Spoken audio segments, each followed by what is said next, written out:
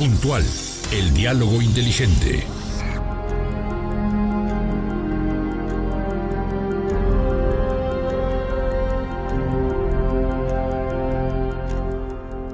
Muy bien, pues ya estamos de regreso en su programa Entre Café y Tequila, que bueno, estamos vía Zoom porque bueno, esto es de manera responsable, cuidándonos, cuidando, ¿no?, a tus semejantes y uno mismo. Aquí está mi cubreboca, no cree usted, finalmente, y agradezco mucho el tiempo del maestro Fernando Manzanilla para estar hablando, no de él, de su quién es, qué estudió, qué le gusta comer. Ya nos dijo los antojitos mexicanos, que yo creo que son, bueno, la perdición de todos nosotros, deliciosos, y toda esta preparación que ha tenido él, ¿no? Yo creo que una de tus pasiones, Fer, que gracias por tu tiempo, Fernando Manzanilla, es el estarte preparando, ¿no? Todo el tiempo te estás preparando y para los nuevos tiempos y para todo. Siempre, ¿no? Yo veo que vas manejando así, pues tu día a día, y tú me lo acabas de confirmar, ¿no? Desde niño, lo que hacías era ponerte a leer, y pues tú solo, ¿no? Eres un hombre que maneja muy bien su soledad, y que esto, estamos hablando también, ¿no? Como a veces en lugar de ir 1, 2, 3, no es 2 y te vas al 4, ¿no? O haces el 4 y luego el 2, como el tema de tu maestría en el ITAM. Y este tema de felicidad, oye, ¿tienes una fundación? Por favor, cuéntanos. Sí, tenemos una fundación que empezó justamente haciendo estudios sobre el tema de felicidad, de bienestar subjetivo.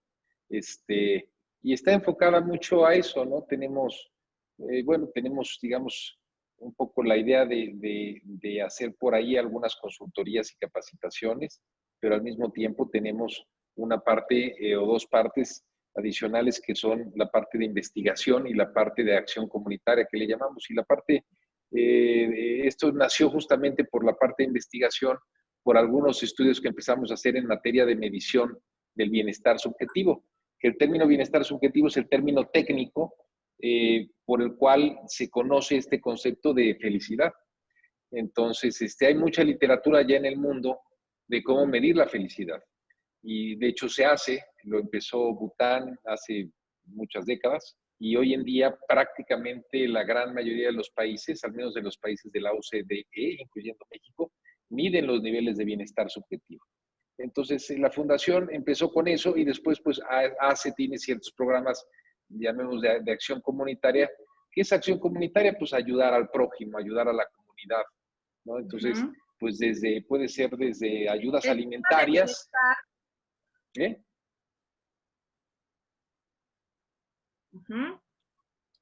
Puede ser cualquier tipo de ayuda. Bienestar subjetivo, y dices, bueno, medimos, o sea, ustedes hacen, sí, bueno, para que entendamos a lo mejor todos, encuestas o bajo encuestas, o esta medición con la población en general, ¿no? Con ciertas preguntas que arrojen en qué es para ellos el bienestar o qué les daría bienestar. ¿Lo entiendo así o cómo es? No, el bienestar, digamos, las mediciones de bienestar son lo que llaman un poquito multifactoriales, porque te hacen distintas preguntas, son encuestas. Tú mides el bienestar subjetivo o la felicidad en base a encuestas. Y hay una pregunta clave que es la que te da al final el nivel de bienestar que tiene, digamos, una persona, una comunidad, una población, es el nivel de satisfacción de vida. Te miden cuál es el nivel de satisfacción de vida de usted, alto, bajo, medio, muy bajo, en fin. Esa es la forma final, pero todo se hace en base a encuestas. Entonces, en base a las encuestas, hay, digamos, ya mucha experiencia internacional en eso. Es como van viendo, pues, no solo si eres feliz o no, sino cuáles son los determinantes de felicidad de una población, por ejemplo, ¿no? Y eso, claro, es lo que nosotros hicimos en algunos estudios ahí. Algunos muy enfocados a medir la felicidad tal cual, y otros eran más temas de investigaciones sobre temas que versaran sobre el asunto de la felicidad, no necesariamente mediciones. Pero sí, nuestro primer gran estudio fue un estudio sobre la felicidad de los mexicanos. Eso te comentaba, o sea, mediante encuestas y Sí. estas preguntas, ¿qué es lo que ha arrojado, Fer? Pero estamos hablando de, ¿no? de ti, de tu vida, pero finalmente tiene que ver con esto, el de qué es lo que ha arrojado el de la gente, qué le da satisfacción o para la gente, para los ciudadanos y ciudadanas, qué es el bienestar, ¿no? ¿Cuál ha sido como el parámetro o para medir esto y qué ha arrojado estas mediciones, ¿no? En concreto.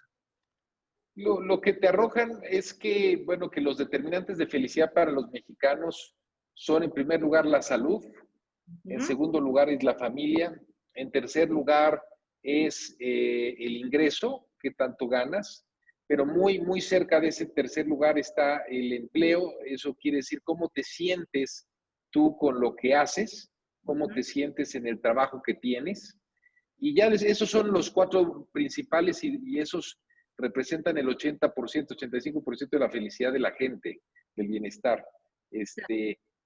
Su salud, la familia, su ingreso y su empleo. Qué tan satisfechos se encuentran con su empleo. Después siguen algunos otros, sigue el tiempo libre, sigue los amigos, sigue el entorno, o sea, o sea, no solo tú, tu vida, sino el entorno en el que estás, ¿no? Por ejemplo, Claro, espacios verdes, pues generan mayores niveles de bienestar y de felicidad en una población que espacios grises, ¿no? ujú. Entonces, esos son algunos otros determinantes, pero bueno, esos son al menos los 7 determinantes principales que nosotros encontramos son los que te acabo de decir.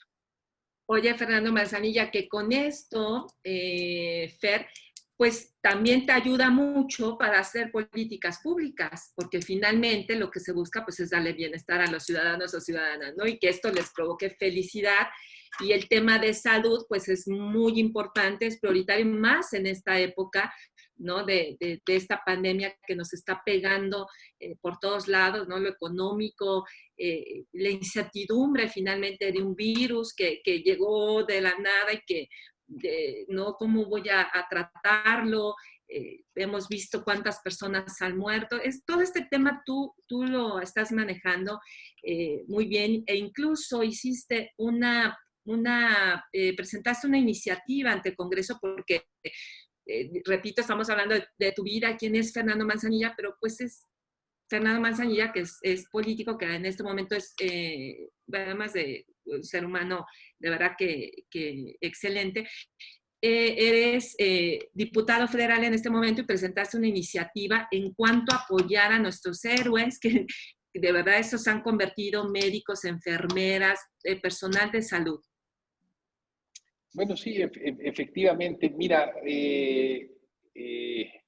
eso no se ha discutido, no se ha dicho qué tan felices o infelices nos están haciendo esta pandemia. Pero si tú ves los datos que te acabo de dar, yo te acabo de dar 4 datos que componen el 85% del sentimiento de felicidad de los mexicanos. El primero, La última, el primero es la salud, el segundo es la familia, el tercero es el ingreso y el cuarto es el empleo. ¿Cómo te sientes con lo que haces? Eh, Velo, esta pandemia, ¿qué le pega? Al primero, que es salud, al ingreso y desde luego al empleo. Mucha gente pues ya no puede seguir haciendo su propio empleo. Es decir, eh, eh, el impacto, digo, ahorita no podemos hacer una encuesta de felicidad y podría sonar hasta obvio, pero el impacto que va a tener o que está teniendo esta epidemia, esta pandemia, en el nivel de bienestar de la gente y en el nivel de felicidad de la gente es brutal. Primero porque está yendo encima de lo que más valora la gente en su bienestar, que es la salud. Y segundo porque además en paralelo le está pegando a otros elementos que también son importantes como son el ingreso, como lo es también el empleo, ¿no? Entonces, esa es una situación muy complicada. Yo creo, y fíjate que yo ya lo venía diciendo de tiempo atrás, nunca me imaginé esto, yo creía que venía un gran cataclisma para el mundo, nunca me imaginé una pandemia, ¿no? claro. Nunca.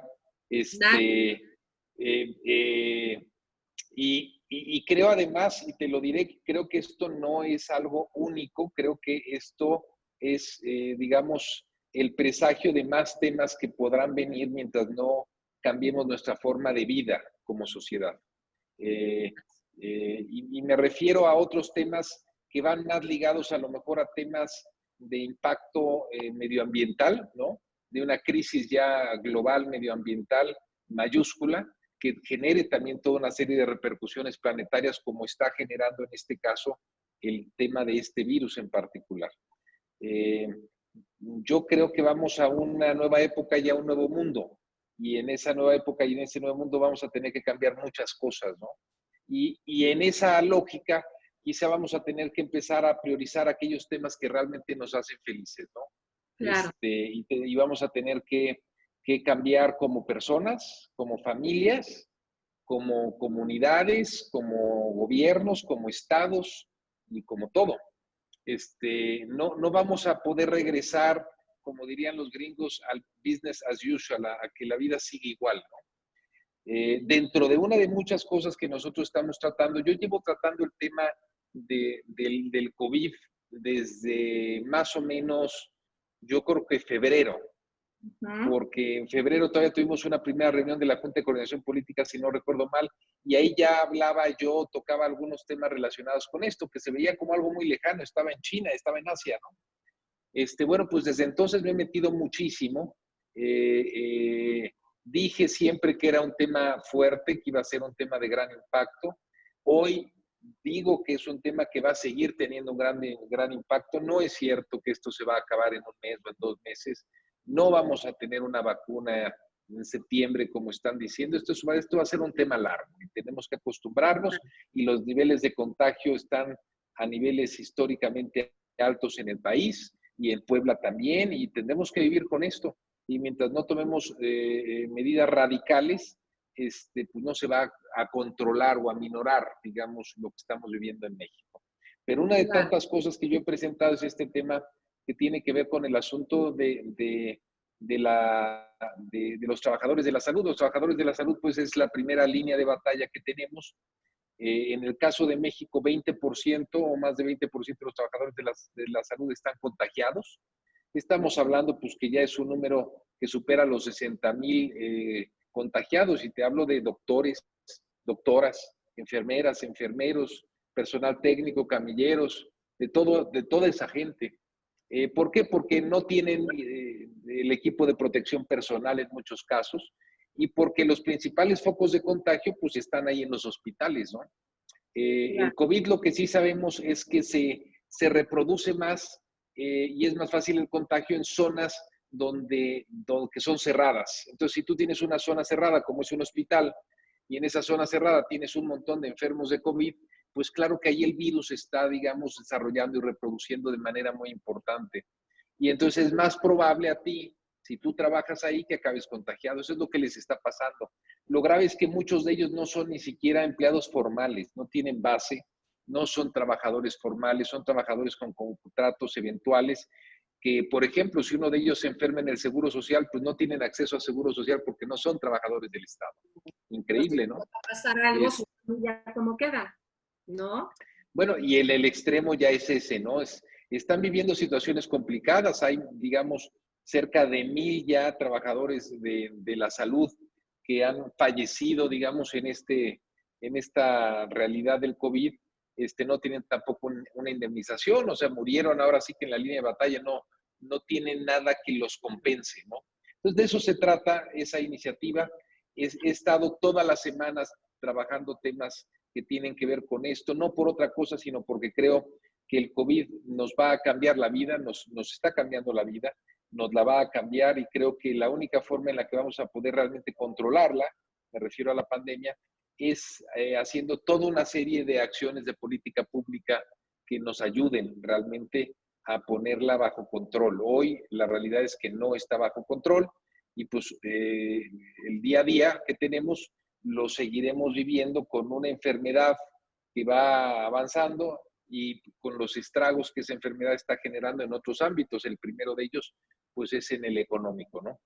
Eso te hace un efecto dominó finalmente o círculo vicioso, ¿no? Porque lo primero es el tema de salud, pero se va en la economía, ¿no? Que tú eres especialista en este tema, en la pérdida de empleos, el comercio cada vez vemos más cortinas cerradas y se renta, cuántas empresas han tenido que cerrar, ya no tienen para pagarle a sus trabajadores, ¿no? Que ahí, bueno, desemboca precisamente lo que comentaba, el desempleo, y ese efecto dominó que se puede manejar. Dicen, es que ¿qué puede hacer el gobierno o la gente en este tema?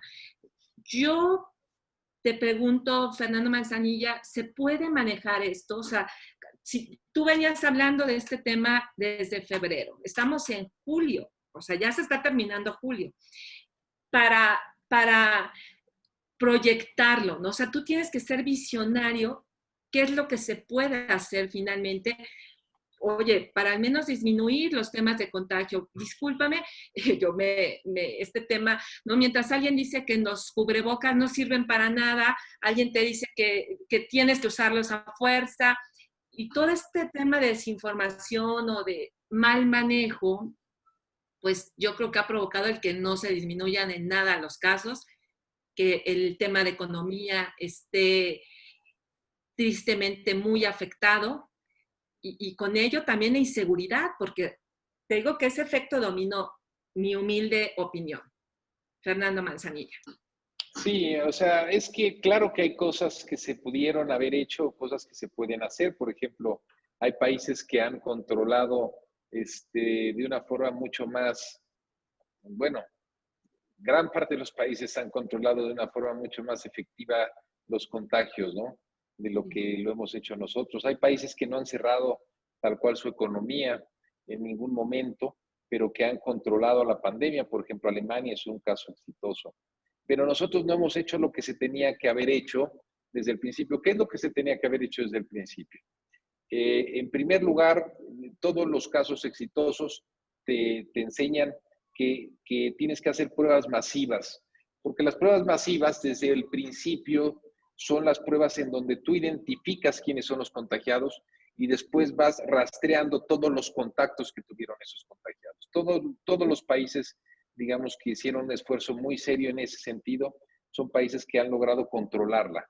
Entonces, ya cuando es masiva como es ahora, pues todavía es más importante o tan importante porque hay muchos casos asintomáticos. La gran mayoría de la gente contagiada no sabe que está contagiada, no tiene síntomas, pero eso no quiere decir que no siga contagiando. Entonces, las pruebas te ayudan a identificar a aquellos que están contagiados y mandarlos a su casa a que puedan tener una cuarentena. Y de esa forma dejen de contagiar. Si tú no los sacas de circulación, digamos, la gente sigue contagiando. Por eso, la primera lección del mundo es pruebas masivas y seguimiento a los contactos que ha tenido esa gente para probar a su círculo. O sea, si yo te pruebo y tú estás contagiada, lo siguiente que tenemos que hacer es, a ver, vamos a probar a tu familia y ahora platícame con quiénes has tenido contacto extensivo durante las últimas 2 semanas, por ejemplo.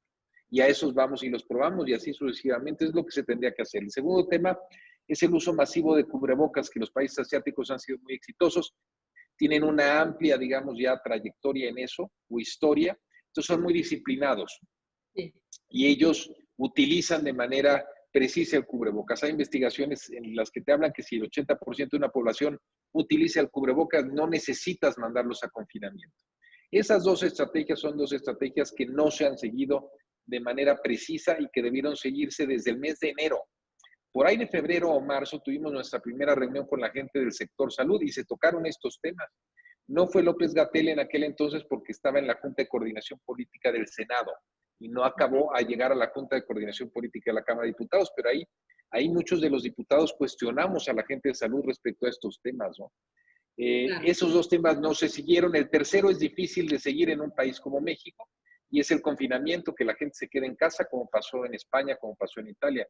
Eso se puede hacer siempre y cuando tú le garantices un ingreso emergente, universal a la gente, ¿no? O sea, decir, te quedas en casa, ya sé que no vas a salir a trabajar, pero te voy a pagar, te voy a dar un recurso, te voy a dar un pago, vas a recibir un ingreso por estos 3 meses, y eso claramente lo que hace pues, es que la gente deje de estar en circulación y de manera natural baja los niveles de contagio, ¿no? es lo que ha pasado en países, repito, como España y como Italia. En México no hicimos ninguno de esos tres temas que te digo, hay otros más, pero esos son los tres más importantes. Y por eso eso. Esto continúa y continuará. Fernando Manzanilla, me quitaste las preguntas, ¿no? Te iba a decir, ajá, ¿no? Dicen, es que es un gasto excesivo el hacer estas pruebas masivas y además, yo creo que sale más caro tantos ventiladores y bueno, que ni hay, pero bueno, tantos medicamentos, todo esto, ¿no? Que en lo que ha ido desatando el mal manejo de esta pandemia. Te iba a preguntar dos. El pretexto de, es que tengo que salir porque obviamente tengo que llevar la comida, ¿no? El sustento a mi familia. Ya me lo contestaste perfectamente. Pero dicen, ajá, ¿y el dinero de dónde o cómo? Bueno, tú que eres economista precisamente y que has estado dentro de distintos gobiernos, no estamos hablando de colores, créame usted, ¿no? Sino de la experiencia, creo yo firmemente siempre, de una persona o de un político o de un administrador o de un economista, ¿no? Que realmente ayude o lleve bienestar a los ciudadanos y ciudadanas. Sí, o sea, realmente tus opciones son las tres que te digo. Y en el caso particular del confinamiento, pues sí, es algo costoso, pero bueno, si focalizas un programa para eso, claramente un país lo puede pagar. Muchos países en América Latina lo están haciendo. Desde luego en otras partes del mundo también. En Italia y en España, pues es más fácil porque gran parte de la gente tiene algún tipo de ahorro y puede sobrevivir en su casa, como ha sido para ellos a lo mejor estar 2 meses o 3 meses encerrados, ¿no? Claro. Pero en otros países es más difícil. En el caso de México, yo lo que planteé, porque hice una propuesta también, un punto de acuerdo en la Cámara, y una también propuesta de ley, es que se dieran pagos de 3,750 pesos por familia y se les hiciera estos pagos a los poco más de 26 millones de hogares que viven en pobreza extrema. Te hacía yo las cuentas que 3,750 pesos por familia aplicadas a los 26 millones de familias más pobres o de que viven en pobreza extrema, te daba cerca de 100 mil millones de pesos al mes. Si lo haces por 3 meses, son 300 mil millones de pesos. ¿A qué equivale eso? Más o menos equivale al 1% del Producto Interno Bruto. Los paquetes de apoyo de muchos países van en torno a 6, 7, 8. Hay algunos países que tienen más del 10% en apoyo fiscal en esta situación de crisis. Entonces, ¿es mucho? Sí, es mucho. ¿Se puede financiar? Claro que se puede financiar. ¿Cómo? El generar una deuda adicional del 1% del Producto Interno Bruto para un país como México no tiene mayor problema, ¿no? Pero de nuevo, estas cosas se tienen que hacer, o sea, se tienen que implementar y mientras va pasando el tiempo, pues más nos vamos contagiando, más nos vamos contagiando en términos de salud, pero también nos vamos contagiando en términos económicos. El siguiente contagio que habrá después del gran impacto económico que vamos a sufrir es el impacto en la seguridad. Habrá después un impacto fuerte en materia de criminalidad. Mucha gente no va a tener dinero, muchos van a salir a robar, va a aumentar la criminalidad. Y bueno, todo esto nos va complicando, ¿no? Claro. Incluso como el virus es un virus relativamente nuevo, hay poca investigación, pero sí ya empieza a haber algunos indicios que nos va mostrando de que el hecho de que tú tengas el virus y te cures no implica que estés libre ya de todo. Estamos viendo, digamos, secuelas, esa es la palabra, secuelas, en mucha o algunas de las gentes que se llegan a curar. Mucha gente se cura, pero empieza a haber secuelas. Hay secuelas en términos de memoria, hay secuelas de otros padecimientos que empiezan a salir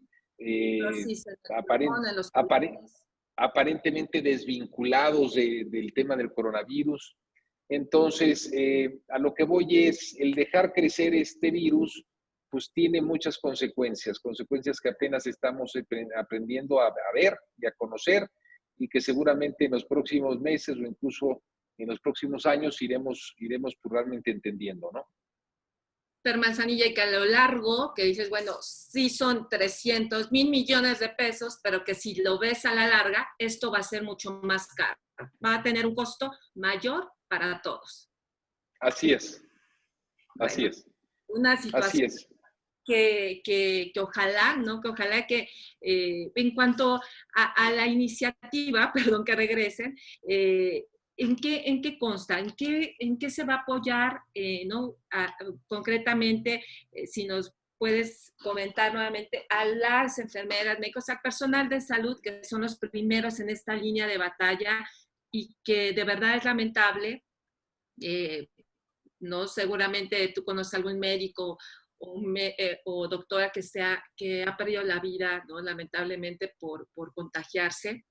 Eh, Gente que no creía, que no se cuida y que seguro ahora, porque ahora nos estamos enterando de más gente, ¿no? Más cercana o que en familias que han perdido 3 familiares o un familiar por esta pandemia.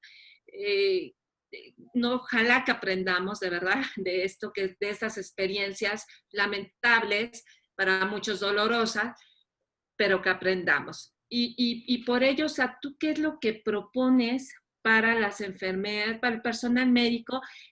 ¿Bases? ¿Qué más propone Fer Manzanilla?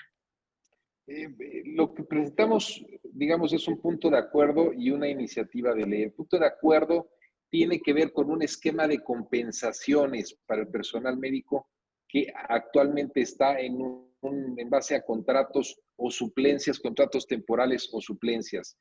Y el objetivo es que puedan tener derechos que hoy en día no tienen. ¿Derechos a qué? Derechos básicamente a servicios de salud, y derechos a una indemnización en el caso de que llegaran a fallecer, una indemnización que se pagara a sus familiares. Claro, todo esto mientras dure la pandemia. Ese es en primer lugar el punto de acuerdo. Y el segundo, o sea, es darle derechos que hoy en día no tienen. Muchas de estas gentes, que es una gran cantidad de gente que está en contratos temporales, digamos, y que no tiene una base. Y el segundo tema tiene que ver con una iniciativa de reforma a 2 leyes, a la Ley General de Salud y a la Ley Federal del Trabajo, y tiene que ver con darle certeza jurídica y mayores prestaciones a los médicos residentes. Los médicos residentes también no están reconocidos como médicos formales. Recordemos que los médicos residentes pues, son aquellos jóvenes que terminaron sus carreras y que hoy en día están teniendo pues, sus residencias. Lo que pasa es que tú sabes que en el caso de los médicos, pues esas residencias duran mucho tiempo, no son unas cuantas semanas, unos cuantos meses, duran años. Y ya en ese momento, pues son médicos residentes, pero no tienen realmente mayores derechos, pero pues ya se le están jugando igual que un médico normal, ¿no? Entonces, de eso se trata, de los médicos residentes por un lado, que es una buena cantidad de gente, y por otro lado, de todos aquellos también una buena cantidad de gente que tienen contratos temporales y que no tienen una base definitiva dentro del sector salud. Bueno, pues un tema importante. Y bueno, pues para ir cerrando ese interesante, que ojalá tengamos más entrevistas y claro. Por favor, mi estimado Fernando Manzanilla, el tema, bueno, de felicidad y de bienestar, que mira cómo, ¿no? Todo tiene que ver, todo se entrelaza.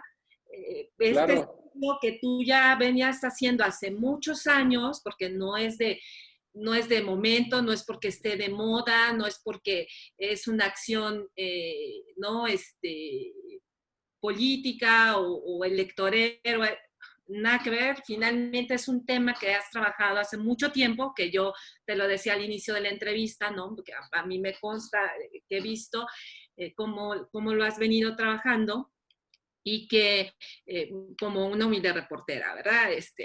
Finalmente, que ya tengo unos años en esto.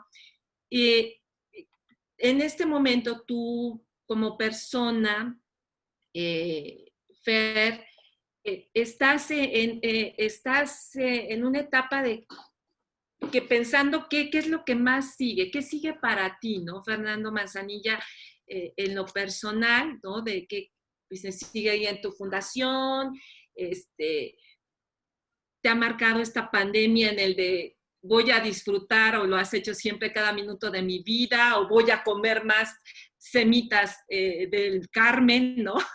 Que son nuestras semitas deliciosas, bueno, toda la comida de Puebla, nuestro hermoso estado, pero de Puebla capital en el Carmen, en el mercado del Carmen, ya sabes, esta semita. ¿Qué sigue para Fernando Manzanilla? Y esta pandemia en este momento, ¿cómo te ha marcado? A ver, yo lo que te diría es lo siguiente. Yo creo que tenemos la enorme fortuna, la enorme oportunidad, pero también el enorme reto y la enorme problemática de que nos va a tocar un cambio de época. Y creo que cuando vienen momentos así, pues son momentos muy complicados, desde luego también donde habrá muchas oportunidades, pero son momentos muy, muy complicados y donde uno puede decidir tratar de ser actor o tratar de ser pasivo, ¿no? Yo veo que vamos a eso, vamos a un cambio de época. Y lo vengo pensando de tiempo atrás, no sabía cómo nos iba a llegar, ya empezamos a ver cómo nos está llegando esto, pero esto cambiará todo en nuestra vida, no solo en la vida personal, en la vida comunitaria, en la vida colectiva, en los arreglos que tengamos como, pues de todo, por ejemplo, los estados con la federación, nosotros con nuestros gobiernos, en nuestras comunidades, absolutamente todo va a cambiar porque los retos van a ser mayúsculos, están empezando en la salud, pero van a ser económicos, pero van a ser de seguridad, van a ser de gobernabilidad, viene toda una serie de cosas. Entonces, en mi caso, ¿qué me motiva? En mi caso, el eje sigue siendo el mismo. Mientras más avanzo en la vida, más voy consolidando esta visión de que lo importante es el bienestar. Sí. ¿Qué es el bienestar? Entonces yo el bienestar lo resumo, es el bienestar de 4 elementos que tenemos los seres humanos. El bienestar físico, el bienestar mental, el bienestar emocional y el bienestar espiritual. Y estos 4 ejes que son como dimensiones o partes, elementos que tenemos todos los seres humanos, cuando nosotros trabajamos en esos 4 elementos, son como elementos que están en una cadena, ¿no? En una cadena, entonces uno afecta al otro y el otro afecta al otro y el otro afecta al otro, es un todo. Yo lo veo como un círculo, 4 círculos, digamos, que están interconectados y al centro hay un elemento en conjunto que une a todos. Cuando tú trabajas esos 4 elementos, potencias realmente el sentido de bienestar de una persona, puedes potenciar tu propio sentido de bienestar. Pero mi eje de trabajo y de filosofía y de misión de vida es trabajar primero por el bienestar personal de quién, el mío, ¿no? Trabajar en esa línea, optimizar, digamos, para yo estar mejor, para sentirme mejor, y después trabajar en eso, en todo lo que yo pueda afectar. ¿Cómo lo vas a afectar? Pues primero tienes que afectarte a ti en tu nivel de bienestar. ¿Cómo lo haces? Pues de manera muy puntual, trabajar el bienestar físico, el bienestar mental, el bienestar emocional y el bienestar espiritual de cada quien. Oye, cada uno de esos temas son distintos, implican distintas cosas. Sí, otro día a lo mejor más largo nos podemos a platicar, pero cada uno implica distintos temas. Y después de eso, ¿qué? Después de eso, tratar de ayudar a mejorar el bienestar físico, emocional y mental de todos aquellos que podamos hacerlo. Esa es el eje. Si me preguntas, ¿cuál es tu eje de vida hacia adelante? Es ese. ¿Cuál es tu misión de vida? Ese. Impulsar el bienestar de las personas, empezando por el mío, por todo aquello que yo pueda impactar y de manera amplia a todo aquello a que pueda tener yo alcance. Creo que vamos a vivir en una época especialmente complicada, donde por un lado todo lo que está pasando le va a pegar de manera brutal a ese bienestar, la gente se va a sentir peor que nunca, sí. Pero también esa situación crítica que nos está pasando, porque todos estamos sufriendo, todos, nos va a hacer recapitular y resetear, cambiarnos el chip, y entonces nos va a dar esa enorme oportunidad a lo mejor de reorientar nuestra vida personal o la vida comunitaria de todos justamente hacia lo importante. ¿Y qué es lo importante? Lo importante es el bienestar. Entonces, si me dices en qué estoy, en qué pienso hacer y dónde me veo en los próximos años y décadas de mi vida haciendo eso, Y creo que tenemos la enorme oportunidad de que esta crisis nos va a obligar a replantearnos muchas cosas y entre ellas a replantearnos, digamos, qué es lo que nos hace vivir felices o qué nos da bienestar, qué nos hace vivir, digamos, con satisfacción. Claro. Vamos a dejar, porque tenemos mucho que platicar lo que dices, ¿no? Finalmente de estos ejes, estos 4 ejes, pero también traes un tema, el de consumir, ¿no? El de la tiendita, el de, ¿no? Nuestra gente de primer círculo, la gente más cercana para ir ayudando también la economía, si no estoy mal, Fer, comentabas en tus redes, Fernando Manzanilla. Y otro tema que me viene también a la mente, de Es que ahorrar. todo tiene que ver con lo mismo. Exacto. Todo tiene que ver con lo mismo. O sea, en la medida, esto nos va a obligar, por ejemplo, a lo mejor a priorizar la economía local. Nos va a cambiar patrones de conducta. Por ejemplo, ya el comercio electrónico se va a volver una realidad, ¿no? Y ¿Sí? esa es una industria que va a crecer muchísimo. Pero todas, por ejemplo, este tema de privilegiar lo local, pues vamos a estar viviendo mucho eso porque vamos a empezar, digamos, a lo mejor a ver que en términos de la satisfacción y el nivel de vida y el bienestar de nuestra comunidad, pues nos importa más a lo mejor cómo está doña Chonita, que es la de la tienda de la esquina, que el ir a comprar a lo mejor a una gran tienda departamental. Entonces, parte de nuestro tema va a ser cuidar a aquellos que estén cercanos a nosotros. Tiene que ver con lo mismo, Claro. pero nuestra vida se va a ir replanteando, va a ir cambiando. El tema de, Seguramente, ¿eh? no, no te Del escucho, ahorro, del decías ahorro, del ahorro. la Pues cultura. seguramente, ¿sabes qué? Seguramente antes de esto no ahorrábamos mucho. Y seguramente pues va a ser un duro despertar, ¿no? Oye, o el Todos pretexto de no tenemos, me alcanza, el pretexto de no me alcanza, ¿no? ¿Cómo voy a ahorrar si esto y esto? Pero si te pones a pensar, por supuesto que ahora tenemos que cambiar ese chip y ver de, oye, yo compraba un refresco de tal a lo mejor, ¿no? Pero si yo esto lo ahorro, voy a reunir o a juntar tanta cantidad, tenemos que replantearnos. Y ese es otro tema que tenemos que tratar, yo creo que a fondo, maestro. claro que ese es parte de este tema de satisfacción de vida y del bienestar de las personas y nos vamos a empezar a cuestionar cuánto dinero tirábamos en tonterías. Claro que eso va a empezar a pasar. No solo como personas, sino como familias, como empresas. O sea, cuánto dinero desperdiciamos en tonterías, gastamos en cosas que no son útiles, que no son necesarias, que no son indispensables. Y nos vamos a volver consumidores mucho más exigentes. O ¿Sí? sea, vamos a seguir consumiendo, pero vamos a ser mucho más exigentes en términos de lo que consumimos. Ajá, Y eso plantea toda una serie de retos claro. también pues, al ámbito empresarial, ¿no? Te digo, esto va a cambiar muchas cosas. Eh, no necesariamente va a ser muy complicado en el corto plazo, pero creo y estoy convencido que eventualmente saldremos más fortalecidos. Va a ser costoso, vamos a sufrir mucho, pero eventualmente en algún momento saldremos de esto y saldremos mucho más fortalecidos. Así es.